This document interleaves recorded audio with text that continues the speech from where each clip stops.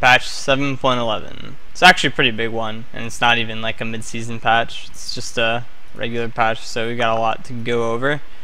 First up are like the mini reworks. I'm not gonna go through every single change. I'm just gonna kind of go over what they intend to do. With Rek'Sai, with the ult change and the ratio changes, they want to make her into more of an assassin / diver rather than a knockup bot tank, which is what she's been for a long time.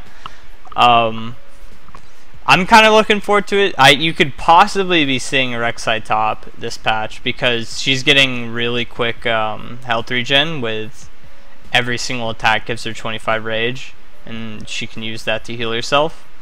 And with the minions constantly coming in and top, that'll be a lot of health to regen. You don't get the free TP anymore, but you do a lot more damage, and you can targeted execute someone. You might see Rek'Sai top. I can't say whether this will make her better or worse because I don't really play Rek'Sai in the first place, but you might be able to see her top now, and hopefully she won't be busted. I don't think she will. I don't think she will. Not completely sure. Going to Kindred. I think they're going for this. They're going for late game AD carry kind of thing instead of hyper farming jungler Master Yi kind of thing. They want Kindred to feel more like an AD carry and less like a Master Yi. So with these changes, she'll start scaling really hard. She scaled hard before. Now she's going to scale harder, and she's going to probably need more help than she did before, because before she could kind of just like run in and ult, but now that she gets extra range, she can actually maybe play like an AD carry instead. But that's what they're going for this. And for the Malzahar changes, they're basically giving him a bunch of damage. They're increasing his AP ratios. They're making his voidlings worse, but everything else better, which will make his mid lane better and his support worse. Basically, they want to bring Malzahar back to mid lane, which is fine by me. Personally, I hate Malzahar because his R is going to be good no matter what if he's like solid in numbers.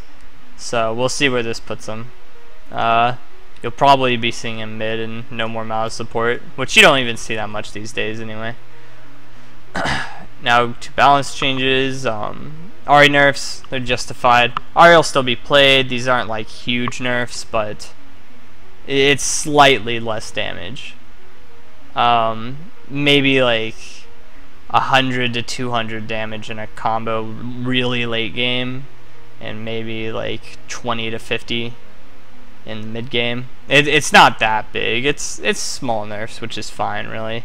And considering that these kind of stack these AP bullets, because he's got, or AP ratios, because he's got 3 R's and she has 3 hits on the W. It's an AP ratio decrease on W, Q, and R, which obviously Q isn't here, is pretty big just because they hit twice or more. Caitlyn nerfs finally, lowering her base attack speed but giving her level 1 bonus attack speed. I'm not sure what that means. So they're not increasing her attack speed growth. Okay, but the base attack speed nerfs are big because the way attack speed nerfs is it increases by percentage per level, called your attack speed growth. And when you nerf the base, that makes the percent give less. So she's going to have a good bit of less attack speed in the late game. And a huge change is Runon's doesn't give the headshot stacks anymore, which means you're going to have to build all the headshots up with singular auto attacks. You can't just hit a wave and then get an auto attack immediately. You're going to have to be in a bush to get it faster, and that's about it. This will be pretty big nerfs to Caitlyn. Caitlyn's lane phase will still be really good. Caitlyn's mid game will be really bad. Caitlyn's late game will probably be, it'll be straight nerfed, but it won't be terrible. Mundo buffs, attack damage growth. Basically here he gets 9 extra AD toward the late game, whatever. That's not really that big. Gets 5 extra damage per second on his W. Also not very big. So Mundo's like already in a balanced state. Like I think Mundo's okay. If you put Mundo into Swain or into any AP top laner, he does pretty well because he does really well with magic resist, and especially Spirit Visage. So Mundo's still good, and this will make Mundo better by a little bit. I wouldn't say Mundo's a to-go pick though, because if you pick Mundo blindly into a team that has 3 AD characters, they're gonna build Executioner's Calling, and then your champion's gonna be a lot worse. This is a Lee Sin like bug fix. Lucian mana cost and Q increase. Not really sure why. I don't think Lucian's like amazing right now, but I think they want him to go Essence Reaver instead of like the 1v1 build, which is the Cleaver Blade. So this will make it so he can't spam Qs as much if he's going the 1v1 build. You'll still see a lot of Lucian.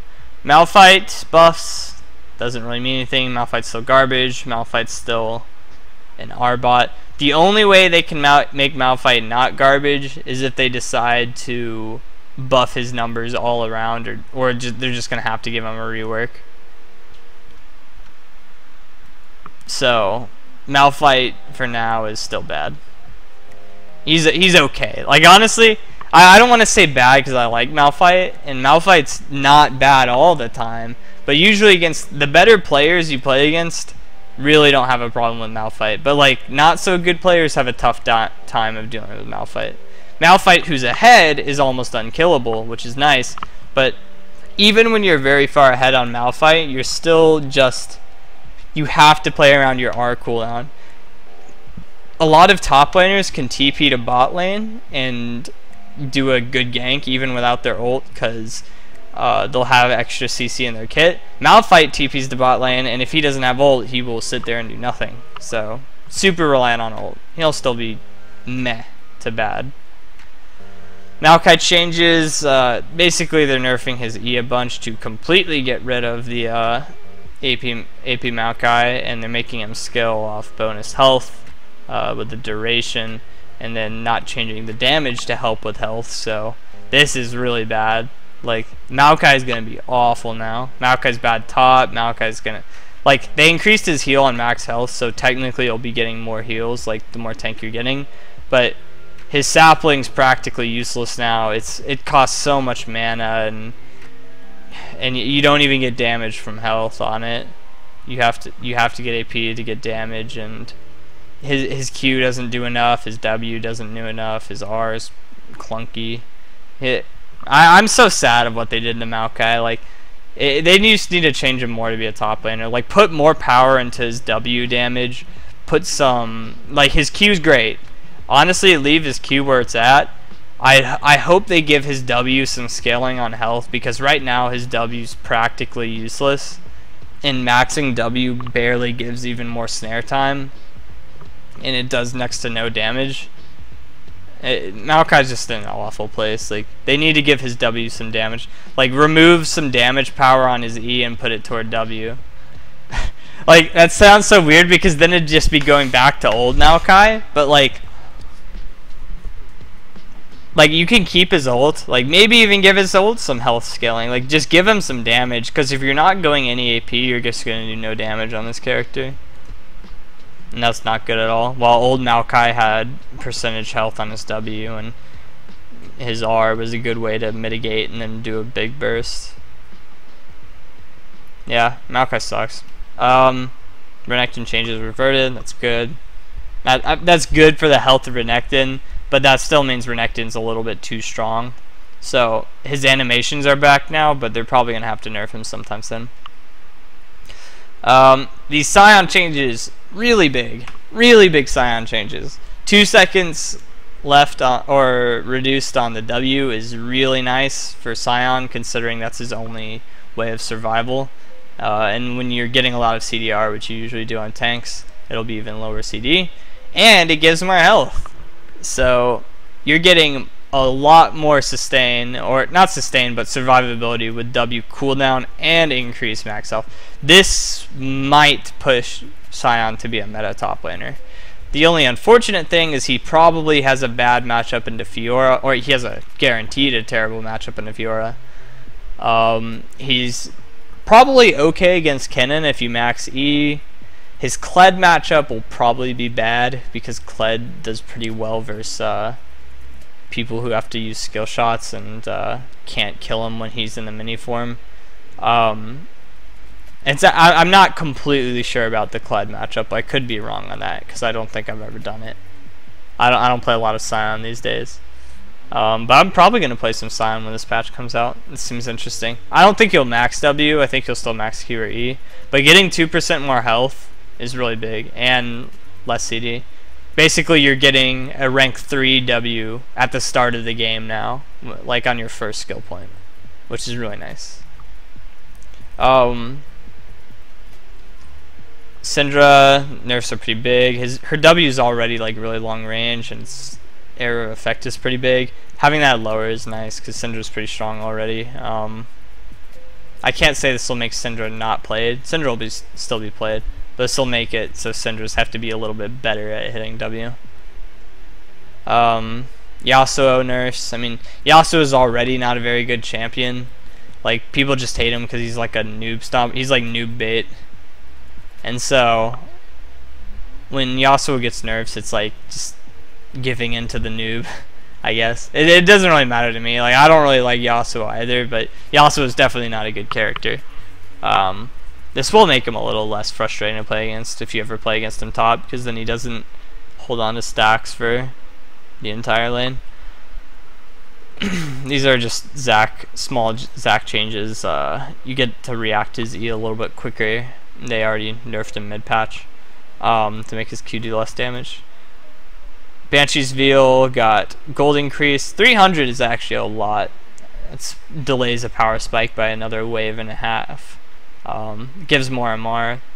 Banshees is good at it. I actually like this change. Like, if you're gonna get Banshees, you're gonna have to invest in it and put a lot of gold toward it. But you'll get a bigger reward from the MR. It's really good against magic resist champs. Really good against magic resist. I mean AP champs. Blade nerfs. This is good. This nerfs Kennen. This nerfs Lucian. This nerfs lots of people who build Blade. This isn't going to be the big decider on Kennen, by the way. Kennen will still build Blade. 80 Kennen will still be Cancer. This is whatever for them. Like, usually the extra lifesteal isn't coming to that much play, but in the case that it does, this will be a nerf. Ninja Tabi nerf, it's justified. Can't say it's that big of a change. Like, so now that you're reducing, let's say an 80 carry hits you for 100 damage, it's going to reduce that to 90 now instead of to 88. So they're going to do 80 carries will, do 5 to 10 extra damage. Hold on, let me think about this. Let me do some math. 80 carries in the late game, like assuming they're doing 200, 300 per hit, will be doing extra 5 to 10 damage per hit. Something around that. And they auto attack a lot, so that kind of stacks up. It's not a huge change. Ninja Tabi's still going to be really good. But it's giving 80 carries and 80 champs who auto attack a little more of a chance to play against Ninja Tabi. They're going to be doing like singular to double digit, or less than 30, singular digit to less than 30 amount of extra damage depending on the time of the game, which can stack up as you get to late game. If you're doing 20 extra damage per auto, that's pretty good. You do 5 autos, that's an extra 100 damage. Usually it probably won't make a huge difference in the meta of the game, but it will make Ninja Tabis less like globally bought. You'll probably see it a lot less on 80 carries and mid laners. It'll still be good on junglers and tops and supports. So that's all I have to say about that. Nomad's Medallion and Eye of Oasis got reduced. Actually, no, the build path got changed and the combined cost. Okay, so they updated that. Minion killing, like can't kill Zyra, shit, Yorick's, all this kind of stuff, and it adds to your CS, which is nice because usually that inflates the CS and it looks like you're doing worse than you actually are, or you're doing better than you actually are, depending on which side you're on. Removed floating combat text for crowd control. It's fine. It's just quality of life change. 10 bans. I like 10 bans, but I also am not in love with 10 bans because while this will make champion select quicker because it's going simultaneously, I can't say this is like an amazing change or like a bad change. Honestly, all I can say, it'll be interesting, and not like meme interesting. It'll actually just be interesting to see how this plays out and see how people will adjust their bans. I mean, this is good for people like me. I specifically like to ban Fiora every game, and she's not banned every game, so it's good for me. People who ban pretty much only meta champs will have to think about whether they want to ban that now because it could be banned on the enemy side, which I think, you know, is actually kind of cool. It adds a little mind game. It's like, oh, do I think they're gonna ban it or should I ban it myself? I kind of like it, but then again, it's like there's so much less strategy to it when it's just simultaneous and less and not, you know, back and forth.